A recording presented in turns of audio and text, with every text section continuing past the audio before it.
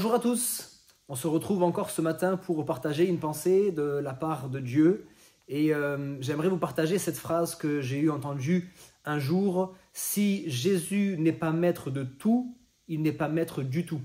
Je répète, si Jésus n'est pas maître de tout, il n'est pas maître du tout. Ça paraît être une phrase un peu excessive, mais lorsque je lis la parole de Dieu et lorsque je lis particulièrement les paroles de Jésus, je me rends compte que Jésus a été quand même radical dans ses propos. Certaines fois, et c'est ce qu'on a pu dire, c'est ce que certains religieux ont pu dire, il est excessif dans ses propos. Je pense à ce passage dans Matthieu chapitre 16, versets 24 et 25, où Jésus dira: si quelqu'un veut venir après moi, qu'il renonce à lui-même, qu'il renonce carrément à lui-même, qu'il renonce à sa propre vie, qu'il se charge de sa croix et qu'il me suive. Et il continuera en disant: car quiconque voudra garder sa vie la perdra, et quiconque la perdra à cause de moi la retrouvera, la gagnera.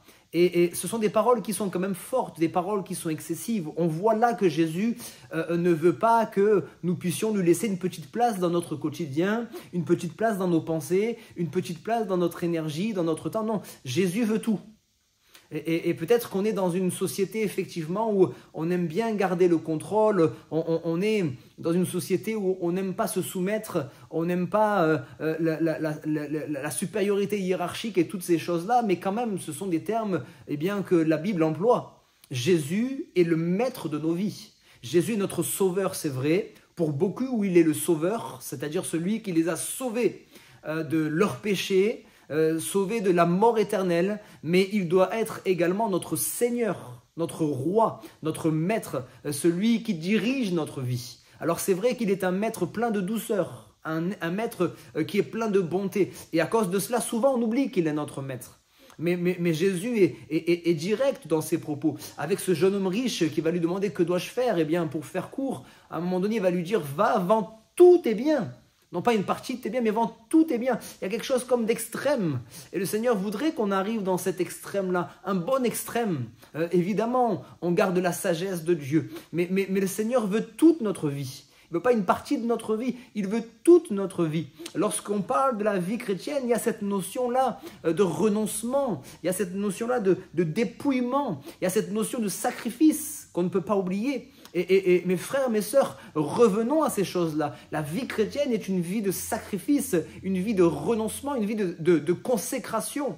Et j'aimerais vraiment vous encourager à aller jusqu'au bout de cette consécration. Je termine en vous partageant cette parole de Jésus. Alors que Jésus va être avec ses disciples, il va dire: je ne vous appelle plus mes disciples, mais je vous appelle mes amis.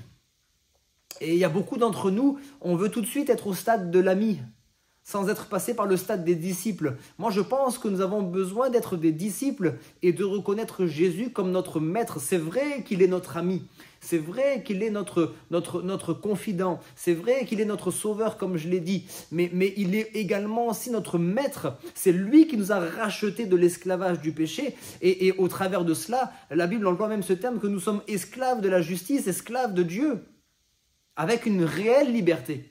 Mais nous avons été rachetés de notre ancien maître Satan pour être maintenant des disciples du nouveau maître Jésus-Christ, celui qui libère, celui qui fait du bien.